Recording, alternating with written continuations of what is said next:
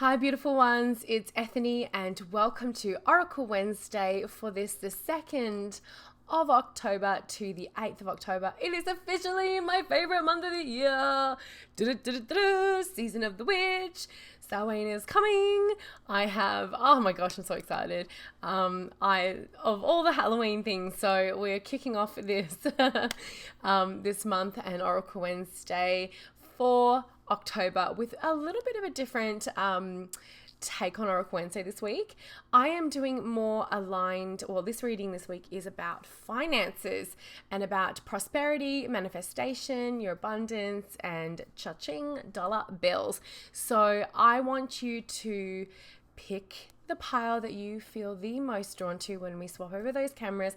Ask what message you are, being asked to receive from your guides, your ancestors, your higher self, your tooth fairy, whoever you choose to speak to when you ask these questions, along the lines of your prosperity and abundance.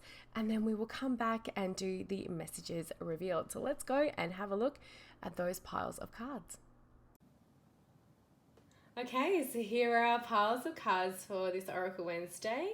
I want you to take a deep breath and I want you to ask your guides, your inner self, your inner compass, what message do I need to receive around prosperity and abundance and wealth and money, and pick the card pile that is drawing you, is calling your attention, or that you feel an intuitive hit to. This is pile number 1, pile number 2, and pile number 3, and I highly recommend that you write down what pile that you have selected so you don't forget when we go over to your messages revealed.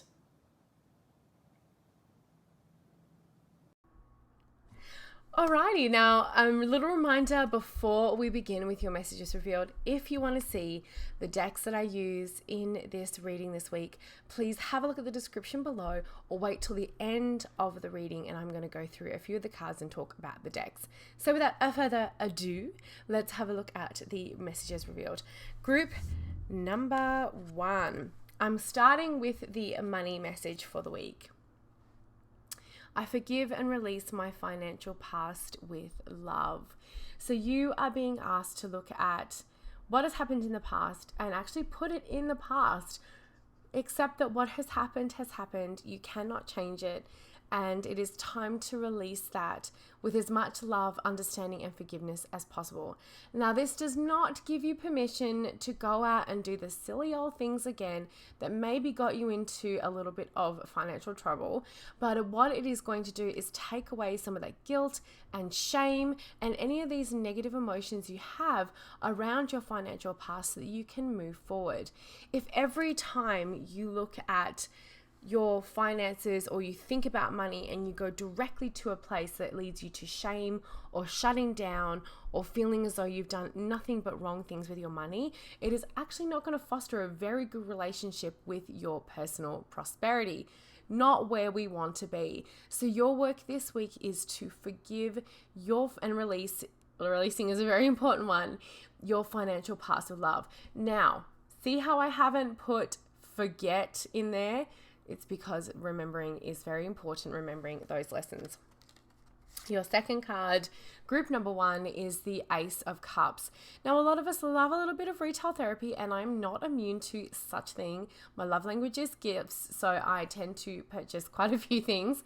But this is really looking at how you're coping with emotions when they come up as overwhelm. So whether that is you going straight to Amazon.com or the Book Depository or whatever your thing may be, whatever your retail therapy may be, looking at other ways in which you can get some of that instant gratification or that instant lift without having to bust your credit card. Now, the thing is with that as well is like if you're looking at this on a deeper level, you can be really called to find some support in maybe releasing that habit and looking at how you can even move forward in a really healthy way. But if this is just something that you want to tackle this week and it's not sort of like a long-term thing for you, if you don't have a straight up shopping addiction, looking at how you can get some support around your finances when you're feeling overwhelmed, or even when you want to congratulate yourself, or that, dealing with those emotions that are coming up, especially when you're doing that releasing work as well. And if you do have a straight up shopping addiction, please go and get some assistance. There are tons of groups you can go and join, either online or even in your area if you need support. Now, your final card is a really, really good one. We have the 8 of Wands for this group 1. And this is really stating that things can change and will change once you really set your mind to it. Once you say that you are going to shift your relationship with money, you're going to forgive yourself for the shit that's happened in the past, you're going to release it, but remember it, and start to put some positive practices into place to support yourself moving forward, things are going to shift very, very soon. Make swift changes. This is not something that you should be sitting around idly thinking about. No time for thinking. It's time to start doing. So whether that is getting a budget, cutting up that credit card, maybe you have way too many and you need to remove one. Make sure you go and do that as quickly as possible to allow the change to be a supportive change, and also one that is going to move as swiftly as possible. So this is group number 1, moving away from shame and any sort of negative connotations with your financial past. Looking at how you can support yourself in a positive way, and then also, here we go, with a swift change happening as soon as you decide to make those adjustments in your life and to support yourself a little bit more. Group number 2, pile number 2. We are ready for you. I'm going to take a sip of tea because I'm spilling hot tea today. I'm drinking Yogi ginger and lemon, which is my favorite herbal tea. And it says, there is nothing like you, there was nothing like you, and there shall be nothing like you. I love the little affirmations on their tea bags. That's my drink this morning. Okay, pile number 2. Your first card, pile number 2, is... we are moving forward in this whole group is moving forward. I lovingly move past my limitations on personal wealth. And this is one of my favorite cards because it is saying that you do not have to follow in the footsteps of your family unless they are wildly successful and you want to be wildly successful, that's fine. But you do not have to. You have a choice. You do not have to adopt and identify with beliefs in the past that maybe have come down from your family line or that are around your culture and society, or that you have been led to believe by a crabby old person who hated their life. You can lovingly move past the limitations that you have consciously or subconsciously put on yourself around your prosperity and around your finances and move forward in regards to your personal wealth. This is something that really hits me when I hear people still say things like, you can't make a living doing the thing that you love. I beg to differ. Or that you can't do your art. You can't, all those like shouldn't, can't, bleh, bleh, all that gross, like canceling out negative beliefs. And when that comes up, when someone says that to me, I always say in my mind, if I can't say, rarely would I say it to their face, although I have done it in the past, it does not go down very well, just letting you know. I've said, just because that is what you have accepted as truth does not mean I have to take that on as my truth, or that I have to believe that it's true for me. Bada bing, bada boom, bada wow, right? I'm going to repeat that. Just because that is your truth does not mean it is my truth, or that I have to take that on as something that I believe. Really powerful if you're looking to branch out and to do your own thing and to be your own person and to do what you love. This is an amazing pile to choose. So your second card for group number 2 is the 8 of Swords. And this is perfect. This is like identifying what is, oh my God, my thumbprints are on there. This is the first edition of this deck. What is your limitations on this? Like, what are you prison trap are you putting yourself into? I actually wrote some notes. Identifying what is an illusion and what is movable and what you have no control over. So even writing a list. I love me a list. I love a list. So writing down what is something that you have no control over, the things that you can change and move, and also identifying what is an illusion. So if there are some things that you have, like if you just sit with those you just kind of like call it into yourself and you say, is that true for me? Do I want that to be true for me? Is that still true for me? And then moving on from there, you can actually write that down. So like, I can't, that the whole, you can't do what you love and make money. Write that down and be like, is that really like my thing? Or am I really just holding that on from a space that is not really mine? Like, is this something that I'm looking at? Is this a family belief that we've had? Is this something that I'm taking from a long line of people believing they can't do what they love? And if that is so, you're being asked to notice that that is movable and changeable, and that you can shift away from that and really do something that is your own, and make up your own mind. Like, if you need personal success and personal wealth and personal abundance is different for everybody. Even though society is trying to tell you that I don't know, it's such bullshit. Go watch Generation Wealth on Amazon Prime, by the way. It's a great documentary. Even though society may tell you need certain things, go turn the fucking TV off. Like, seriously, it's bullshit. Most of it is utter fucking bullshit. You get to ID and identify and hold true what is personal wealth for you, what success is for you, what you want in your life, not what society thinks you want, not like you have to get, buy this and you'll get this, or, you can't have the guy or the girl or the person without X, Y, and Z. It's nonsense. It's complete bloody nonsense. And too many people are bought into it. I'm sort of ranting now, but you can see where I'm coming from with this whole like Eight of Swords illusion bullshit. There is a lot out there. It's kind of, there are plenty of multi-billion-dollar companies that trap you with this shit. So don't let them trap you with that shit. And then the next card, you can tell I'm very passionate about personal wealth, because it's like the system is rigged for so many people and it's bullshit. And then the Seven of Pentacles is your final card for group number 3. So this is auditing what is working and what is not, what is you and what is not, a little bit about that list. And also just adjusting your practices and attitudes. So when you're having a look at what you reaping what you sow, this is also a really positive card in regards to the fact that if you start to look at adjusting these things now, you start to, oh, my computer likes to think it's gone to sleep. You start to look at how you can shift those things, bust those illusions, move forward in a way that is going to support your financial future.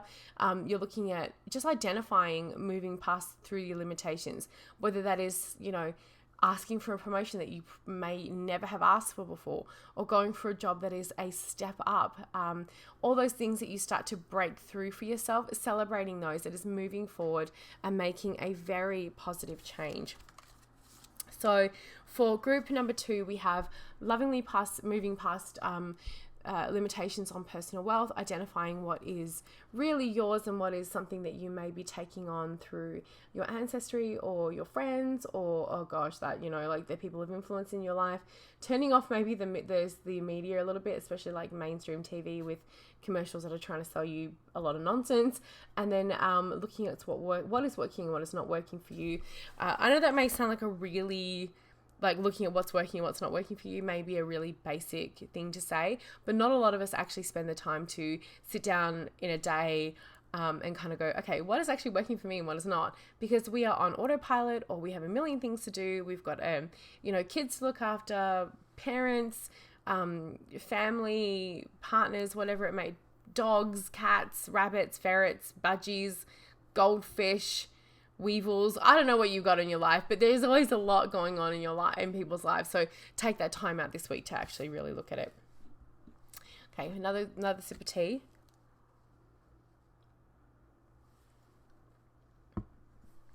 Okay, group number 3. The first one is, I trust my ability to manifest money. So this is really along the line of being in touch and in confidence with your power to manifest money and the power to manifest, there's the opportunities. A lot of the time it's not about necessarily manifesting like a case full of money to arrive on your door. Good luck with that, by the way.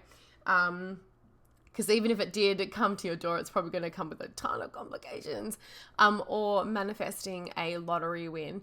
It's about manifesting the opportunities that will lead you to having money. So whether that is booking a gig or being seen by the right person on your social platform or getting connected to the right person, all of those things lead to opportunities. So it's not just about manifesting, having the ability to trust that you can manifest the money, which, like, for me, I know in a heartbeat, if I need money, I can do what I need to do magically, mundanely, in order to make money. And I'm not going to go into a huge conversation about that, but that's because I've set up a lot of systems in place over many, many years in order for that to happen. And I understand I also have privilege. So there is a lot there that I have done, a lot of work there that I've done, and a lot that I can work with. So it's just like, if you are really starting to trust your ability to manifest money, move away from maybe that whole, like, the end goal being the money. Look at the opportunities and manifest the opportunities. And the way that you do that is you trust yourself, your resourcefulness, your skills and abilities. So if you have a look at the resources that you have to get what you want and start there and look and, ask the universe for those opportunities, you are on the right track. The second card for group number 3 is the Knight of Pentacles. And this is a reminder. I love this card because this is steady. This is slow and steady wins the race. This is about the marathon, not the sprint. Life is long. Make a small change. Do a small action for your business or a small action to skill up. If you want to move into a new role and you know that you don't have a lot of experience, say you want to do graphic design, go online and with your next paycheck, buy a Canva, or get onto Canva, or buy a course online that's going to show you, or go to like a free coding academy and learn how to code, or you want to learn a new language. Make a small change, because you need that new language for a promotion. Make a small change every day. Work on something every day. Because if you do that, 365 changes in a year is massive. It may seem like it's small, but once you start to add it up over time, it makes a huge difference. And it means that you are going to be able to harvest that in very quickly.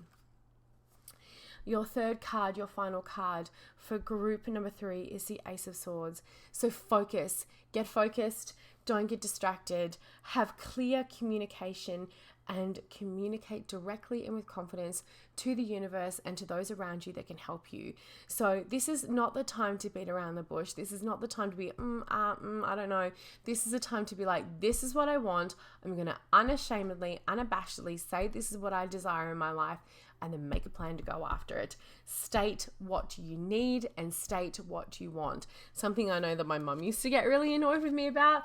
By the way, I learned that from her. So I don't know what, she was obviously getting annoyed with me because she could see it mirrored, was like beating around the bush for asking for things. And I've had to like unprogram myself not to do that, and then to, get back into a space where I'm not programming myself to actually be very clear. So group number 3, trust your ability to manifest money through those opportunities. The Knight of Pentacles, make those little changes every day, and remember it is a long journey, and then get focused and communicate clearly with the Ace of Swords. That's your groups this week, honey buns. So what decks did I use this week? The first deck that I used were, and I'm sure if you've been following me for a while, you know, Money Magic Manifestation Monday, which I didn't do this week. So I'm using my Money Magic Manifestation cards, and they are a set of affirmation cards that, look, I think they're on my channel, but they've had an upgrade since, I think I did put the second edition up on my channel. So they come with I've been using these since I came out with them, and I use them like, oh my gosh, they're all going to be upside down. I use them every day. I pull a card. I have them in my abundance altar. I have them on my main working altar.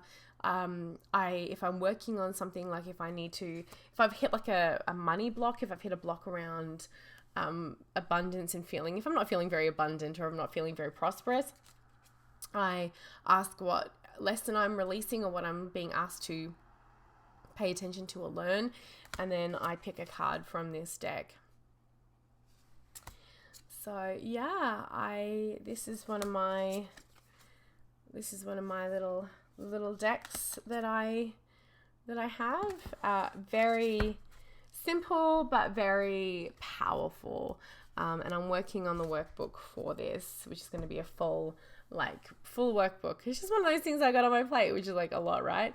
The second deck is the Golden Thread Tarot, or that's upside down. The Golden Thread Tarot, which is goldenthreadtarot.com. And this is by Labyrinth, Tina from Labyrinthos.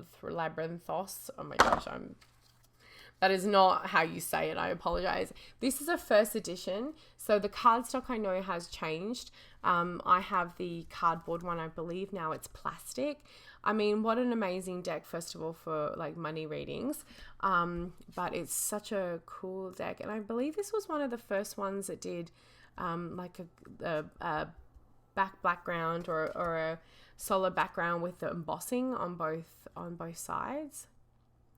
Because I remember when this like first came out, and I don't really think anyone was doing this. I'm not sure if they ever got edged, but as I mentioned, this is a first edition, so I'm not quite sure. But look how beautiful they are. They just shimmer and shine and are really gorgeous. Tina does such amazing work. She's such a fabulous designer. So that's the Golden Thread Tarot. And I do have an unboxing of the Golden Thread Tarot on my channel. And the last one is the Heart and Hands. I was going to say around the other way, Hands and Heart. Heart and Hands Tarot. I backed this on Indiegogo a few years ago. I got a little pouch with it. I actually don't know whether this is still available. I apologize if you are gagging for it and it's not. It is a big deck. It is. I mean, I love my big decks. It is black and white. Really, really easy to look at that Four of Wands. Really, really beautifully designed. I adore it. I do have an unboxing of this on my channel as well. Lots of court cards coming up. It's just so stunning. I just really love the design of it. It's simple. I'm gonna try and find you guys some Major Arcana. Here we go. It may feel, oh, look at that. It may feel a little bit like simple, but I don't think it is. I think it's like exquisitely done. Very detailed. I mean, I love lots of different aesthetics in my decks, so this is one that